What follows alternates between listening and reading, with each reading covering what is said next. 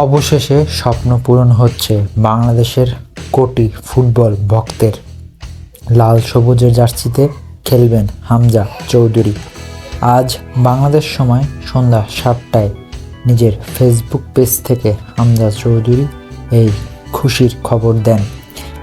তিনি জানান তিনি বাংলাদেশ জাতীয় ফুটবল দলের হয়ে খেলার অনুমতি পেয়েছেন।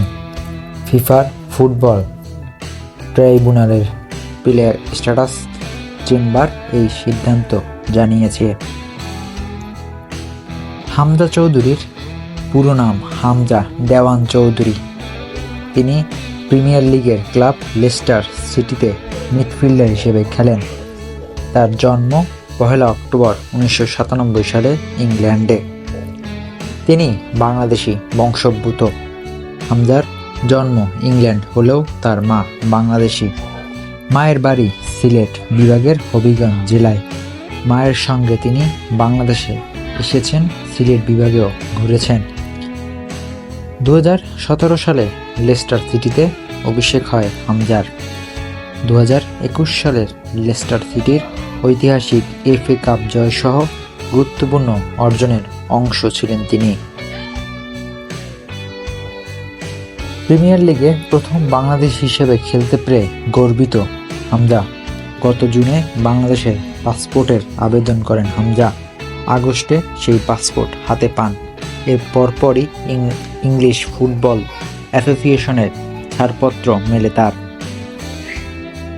বাংলাদেশি বংশোদ্ভূত খেলোয়াড়দের জাতীয় দলে খেলার ঘটনা নতুন নয়। জামাল ভুঁইয়াকে দিয়ে শুরুটা হয় 2013 সালে। এরপর 2019 সালে বাংলাদেশের হয়ে খেলার ছাড়পত্র পান ফিনল্যান্ড প্রবাসী তারেক কাজী।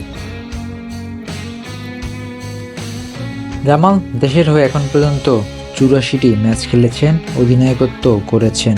তারেক কাজীও দলের অপরিহার্য সদস্য। তবে হামজাকে নিয়ে কেন এত আগ্রহ বা কেন এত আলোচনা?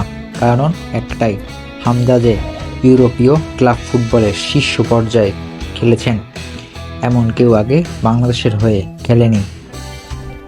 বাংলাদেশি বংশোদ্ভূত ফুটবলারদের মধ্যে এর আগে শুধু তারেক কাজী ইউরোপীয় ক্লাব ফুটবল প্রতিযোগিতায় খেলেছেন।